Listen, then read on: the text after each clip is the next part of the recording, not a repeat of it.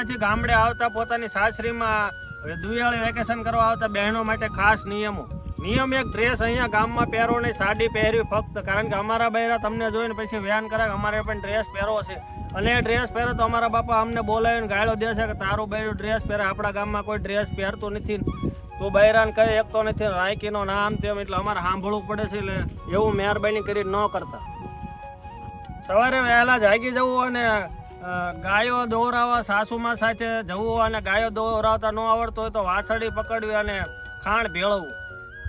નિયમ નંબર 3, સાંજે જમીને હેઠવાળો કઢાવવો અને દૂધ મેળવી દેવું. સવારે વહેલા જાગીને છાશ બનાવી, છાશ બનતી હોય ત્યારે ઘડીએ વળીએ મશીન ઊંચું કરીને માખણના લોંદા ખાવા નહીં.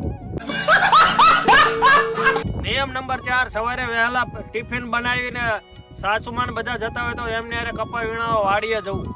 વાડીએ જઈને શાંતિથી કપા વીણો, ઘડીએ વળીએ રૂમાલ આમાં મોઢેલું ને એવું ન કેવું ઓહો બહુ ગરમી છે ને ઓહો રહેવાતું નથી ને એવા ખોટા દેકારા કરવા નહીં.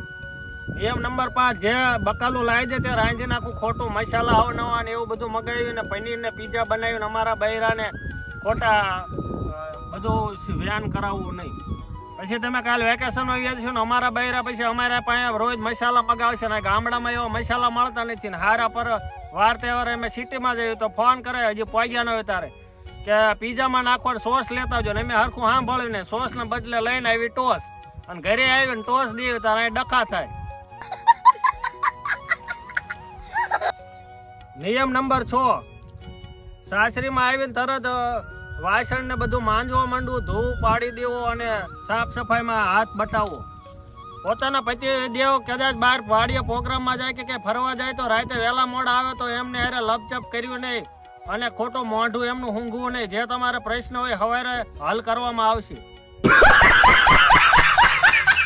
ગાય દોરાઈને વાસીદું કરીને સાણ થાપ્યાવું અને બીજા દિવસે આગલાના સાણા થાપેલા હોય તેને ઊંધા કરીને 2 દિવસના અગાઉના સાણા હોય તેને લેતું આવવું, અને ભરથું બનાવવાનું પ્રોગ્રામ હોય તો હાંઠિયું પણ થોડીક પકડતું આવવું. વેકેશન દરમિયાન શાંતિથી રહેવું, સાસુમાં જે બોલે થોડું સાંભળી લેવું, એમને સામું સિંગડા માંડવા નહીં. એ વાતે ઘડી ગરમ થાય પણ એવું તમારે સામે બોલવું નહીં, શાંતિ રાખવી. દિવસ દરમિયાન 2-3 દાન લાઈટ જાય તો ફળિયામાં ખાટલો નાખીને બેસવું, ખોટું જેબી વાળાને ઘડીએ વળીએ ગાળું દેવી નહીં. મિત્રો, વિડીયો ગમ્યો હોય તો લાઈક કરો અને કોમેન્ટ કરો. જે પણ વસ્તુ ઘટતી હોય તો કોમેન્ટ કરો અને વિડીયોને વધુમાં વધુ શેર કરો. આવા જ કોમેડી વિડીયો, આયુર્વેદિક અને હસાવાવાળા વિડીયો જોવા માટે આપણી આઈડીને ફોલો કરો. જે આપણી આઈડીને ફોલો કરશે અને ફોલો બેક દેવામાં આવશે. Thank you.